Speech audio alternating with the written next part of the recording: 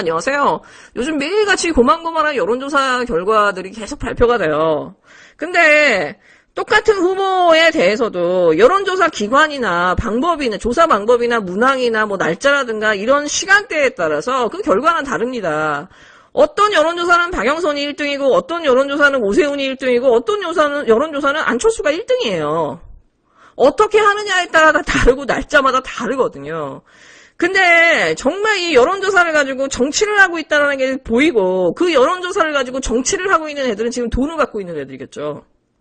근데 지난주에 이렇게 딱 보면 윤석열을 딱 1등으로 띄우고 나서 1등으로 뜨자마자 모든 언론들이 일제히 왕이 될 상이 어쩌고저쩌고 막 써냅니다. 일주일 내내. 말도 안 되는 소설 기사를 막 써요. 윤석열 창가를 불러. 예, 근데 이번 주 토요일도, 예, 뉴스가 휑하니 빈 자리에 갑자기 딱 꽂히는 여론조사 뉴스가 뭐냐. 안철수하고 오세훈이 따로 나와도 박영선을 이긴다. 다시 말해서 둘이 단일화할 필요 없다. 오세훈 입장에서는 굳이 리스크를 감내하면서 안철수랑 단일을 할 이유가 없는 거예요. 앞에서는 하자 하면서도 사실은 할 이유가 없는 거죠. 왜냐? 지난주의 여론조사와 이번 주의 여론조사를 의뢰한 제가 볼 때 그 주체는 같을 사람일 것 같아. 누군가의 컨트롤 타워에 의해서 이 여론은 계속해서 움직여지고 이제 국민들 갖고 노는 게 이제 시작된 거죠. 근데 이 여론조사는 무엇을 의미하는가? 오세훈으로 정해졌다. 서울시장을 오세훈을 하고 부산시장을 박형준으로 했을 때 이 둘의 공통점은 뭐예요? 지독한 MB의 아바타들이에요. 기억을 더듬어 보시면 오세훈은 그냥 MB의 그 모든 것을 그대로 계승했어요. 거기다가 예 무슨 한강 르네상스 넣어가지고 진짜 서울을 휘황찬란하게 진짜 눈도 못 뜨게 만들어서 밤에. 박형준은 뭐 말할 것도 없고요. 이 두 사람이 서울시장과 부산시장을 잡았을 때 국민의힘이 온전히 자기의 힘을 가지고 윤석열을 데리고 와서 예 얼마든지 대선을 치를 수 있다. 게다가 오세훈 같은 경우는 서울시정을 잘 알고 있잖아요. 오세훈이야말로 예 그 서울에 있는 대형 교회들이 빵빵하게 밀어주는 인간은 아닙니까?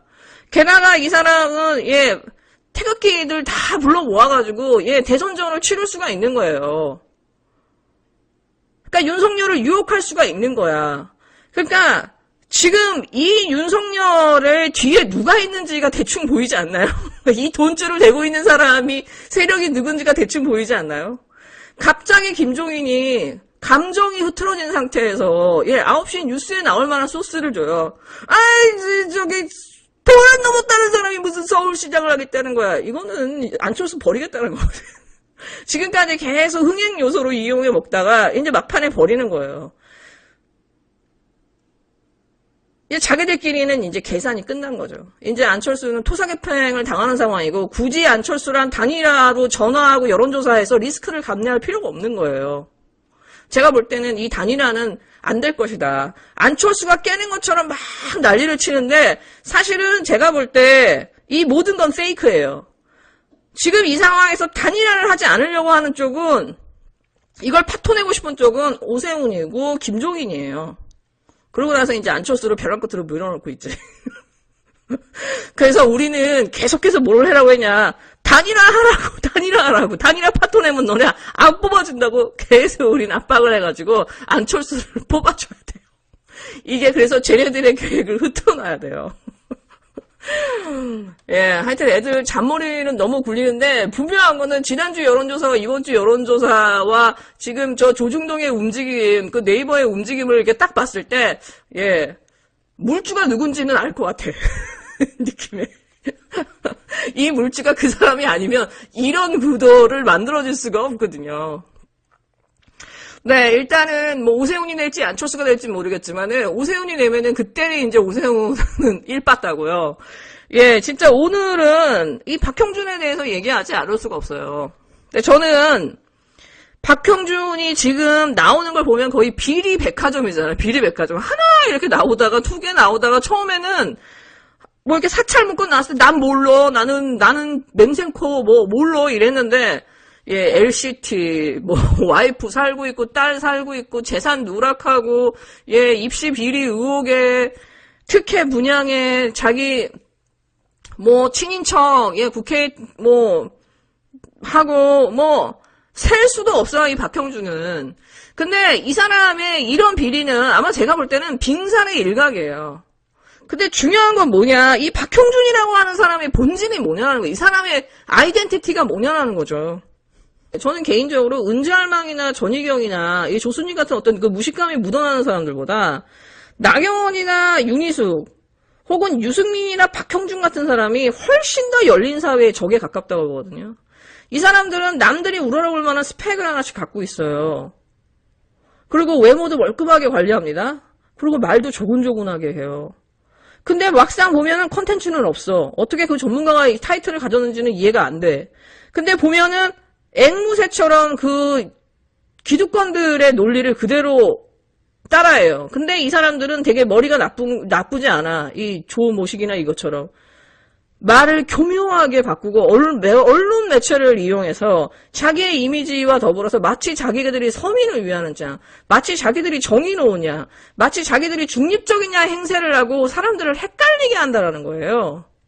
그 여러 가지 요소들이 복합하고, 그리고 언론들도 그것에 대해서 이 사람들의 이미지를 보호해주고, 그러다 보니까 이 사람들은 늘 그 삶 속에서 늘 승승장구하는 거예요. 얼굴을 바꿔가면서. 박형준 같은 사람이 정말 전형적인 그런 사람인데, 이 사람은 폴리패스 중에서도 최악질의 폴리패스예요. 매번 선거에 나오고 매번 정당 활동을 하면서 교수직을 안 버려. 기가 막힌 사람이에요, 이 박형준 이 사람은.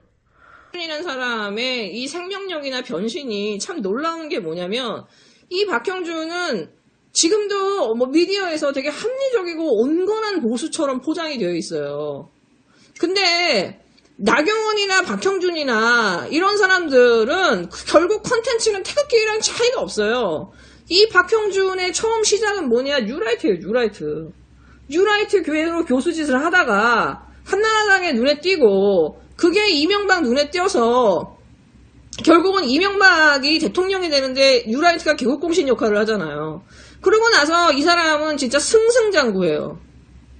근데 참 놀라운 게 뭐냐면, 이명박 정부가 끝나고 나서도 계속해서 이 사람은 얼굴을 바꿔가면서 지금까지도 온건보수의 이미지 역할을 하고 있다는 사실이에요. 근데 이 사람이 MB 정부 때 정무수석을 하고 홍보기획관을 하면서 무슨 짓을 했느냐. 이 사람이 나는 사찰에 대해서 100번을 물어도 모른다라고 얘기하는데, 이건 제가 볼 때 거짓말이에요. 이 사람은 그냥 입만 열면 거짓말이에요. 이명박 정부 때 사찰하다, 민간인 사찰하다 딱 걸린 적 있었죠. 국정원이나 청와대가 아니라, 공직기관 비서관실에서 사찰하다 걸렸잖아요. 그 주무관님이 5천만원 받고 뭐 해가지고 뭐 폭로하고, 그래서 굉장히 사건이 커졌죠. 그것도 국정원 돈이었고. 그때 이 사람이 정무수석 하면서 뭐라고 했냐. 청와대는 아는 바 없다. MB는 몰랐다. MB는 보고받은 거 없다면서 이 사람 딱 선을 그었어요. 자기 정부에 일어난 사찰이 그때 일어난 게 폭로가 됐는데 모른다고 했어, 자기는. 대통령도 모르고 MB도 모른다고 했어요. 근데 이 사람이 이런 식으로 맨날 말장난하면서 걸린 게 한두 개가 아니에요. 예를 들어서 용산 참사가 났을 때 너무 민심이 흉흉하니까 뭐라고 했어요. 황우순이라고 하는 연쇄살인범을 가지고 미디어를 쫙 덮어가지고 물타기 하라고. 그거를 갖다가 청와대에서 용산경찰서에 이메일 보낸 게 폭로가 됐잖아요. 지금 우리가 종편을 보고 있는 미디어법 누가 앞장섰냐. 이동관이랑 박형준 아니에요. 국회까지 와가지고 방송법 통과시켜야 된다고. 이명박 대통령이 원하는 거 85개 법안 다 통과시키라고 했던 사람이잖아요. 그래서 날치기를 통과시켰잖아요. 광우병 쇠고기 났을 때도 이 사람이 가두 시위 제외하고 야간 시위 규제해야 된다고 했던 사람이에요.